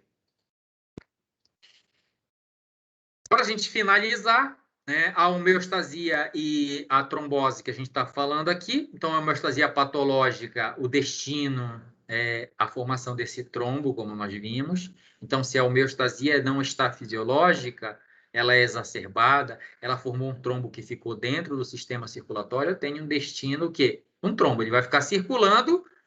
Se eu não retirar ele de lá, se eu não usar um medicamento para desfazer ele, ele vai ficar circulando até fechar uma determinada região. E aí eu tenho a formação desse trombo aqui, a propagação, que é o acúmulo de plaquetas e fibrinas adicionais. Então, olha só, houve lá a formação de um coágulo e ele ficou circulando lá dentro do meu sistema circulatório, né? E aí essa circulação vai agregar as plaquetas, vai agregar fibrinas, isso vai aumentando, né? Então, como a gente falou lá no COVID, são microcoágulos, mas isso, se não for retirado, se não for eliminado, ele vai se juntar com essas plaquetas e fibrinas e daqui a pouco ele pode ser um trombo maior e aí vai trazer problema maior, porque vai fechar uma artéria, uma veia importante de irrigação. A embolização. Então, o que é embolização? É o desalojou. Então, por exemplo, se eu tenho a formação de um coágulo, ele ficou preso lá na parede do meu endotélio, do meu capilar, da minha veia, ele pode se soltar, né? Que ele vai desalojar e vai migrar pelo sistema circulatório, como nós falamos. E aí vai chegar um momento em que ele vai fechar. A situação que a colega falou aí fechou a irrigação de um membro, né? Do membro superior, eu acho, perdeu um dedo, né? Eu posso ter o que a gente chama, então isso a gente chama de embolização. O que é embolização? É a soltura desse coágulo, deste trombo, e agora vai ficar migrando no meu sistema circulatório. A dissolução, né, que através da fibrinólise o trombo é desfeito. Então, como eu falei para vocês, o meu sistema ele tenta se reparar, né? Ele tenta voltar à homeostase. Então, muitas das vezes ele vai desfazer esse coágulo. No caso aí do COVID é mais fácil, né? Depois, lógico, que cessar o processo infeccioso, né? De diluir, né? Porque os processos de fibrinólise, ou seja, o sistema de eliminação desses trombos, vai acabar desfazendo esse trombo que está circulando. Mas também pode levar a forma... E normalmente aqui, essa dissolução ela vai acontecer em trombos novos, né? Que acabaram de coagular. Então, houve um coágulo, ele se soltou por embolização, ficou circulando, aí é mais fácil de fazer essa dissolução dele, a eliminação. Tá? Os mais antigos, como nós vimos, ele vai se juntar a plaquetas, a fibrinas, e aí isso vai aumentar, e vai ser mais difícil de retirar ele, de eliminar ele fisiologicamente. As consequências clínicas, né, desses trombos, nós já vimos, já falamos da maioria deles. Embolia pulmonar, nós acabamos de falar. Infartos, né, que é aquele trombo fechando uma artéria importante, como a artéria coronária, por exemplo. Nós vimos lá no coração, aqui, ó, se for a coronária que ele fechou, pode promover o infarto, que é o infartamento, né? Infartar significa fechar, impedir a passagem, né? Infartou a artéria, e aí o tecido vai morrer por causa deste infartamento. Trombose venosa profunda, né? Que acontece quando esses trombos se alojam na veia pupítra, nas femorais, nas ilíacas, que foi essa situação aqui que eu mostrei para vocês, né? Então, aí eu vou ter uma trombose venosa profunda. Eu tenho a trombose, então vejam só. Essa trombose ela pode acontecer tanto em veias como artérias, tá? Então, tenho também a trombose arterial cardíaca, que é a perda da integridade do endotélio e do fluxo vascular anormal, que foi o que eu falei para vocês aqui no caso do aneurisma, tá? Então, essa trombose arterial cardíaca vai levar à perda, né, da integridade desse endotélio e o fluxo vascular anormal, né? E para a gente finalizar, mostro aqui novamente uma imagem anatômica, né, mostrando aqui uma embolia pulmonar, né? Importantíssima, né? Como eu falei para vocês, aqui ela fechou, olha aqui, ó, o êmbolo. Olha o coágulo, onde ele se localizou. Estão vendo aqui, ó? E vejam que ele veio migrando de uma artéria calibrosa, né? Só que quando chegou nessa bifurcação aqui, ele acabou se prendendo e fechando esses dois ramos aqui, ó. Ou seja, O tecido irrigado por esses 2 ramos agora, o que, que vai acontecer? Vão morrer, porque agora não vai passar mais nutriente, não vai passar mais oxigênio, né? Então, aqui só para mostrar. Então, isso aqui é um paciente que teve uma embolia pulmonar que provavelmente ocasionou a sua morte, já que aqui eu tenho uma peça anatômica. Aqui é o desenho mostrando o que está acontecendo aqui, né? Então, olha aí, tenho um êmbolo significativo, ó. Então, o êmbolo viaja pela veia cava inferior, ó, que é essa daqui, ó. Não, na verdade, não, desculpa. A veia cava é o que vai irrigar os pulmões, né? Então, ele acaba migrando pela veia cava e daqui a pouco ele vai migrar e vai chegar no pulmão. Ele está fechando essa região aqui, ó. Então, toda essa região fechada agora, todo esse tecido aqui, ó, não vai ter mais irrigação, não vai ter mais nutriente, não vai ter mais oxigênio, vai ter um infarto, né? E estas células, esse órgão, esta célula desse tecido vai morrer e o órgão vai perder a sua funcionalidade, tá certo? Então, aqui nós encerramos a parte das disfunções hemodinâmicas, tá? Era isso que eu tinha aqui para contribuir com vocês aqui nessas questões. Alguma dúvida, alguma pergunta? Não, professor. Então, pessoal, por hoje é isso. Eu agradeço a presença de vocês, a disponibilidade. E volto a repetir novamente o que nós conversamos no início. Eu estou aqui disponível para possíveis dúvidas, dificuldades. O que eu quero realmente aqui é colaborar com a formação de vocês, tá? Senão, como eu já falei várias vezes, não teria a funcionalidade de eu estar aqui com vocês, tá? Então, eu quero realmente contribuir, dar o meu melhor aqui para poder compartilhar com vocês. Tá certo? Agradeço a presença de todos. Tenham todos uma boa noite. Obrigada, professor. Tá bom, professor. Boa noite. Bom final de semana. Obrigado.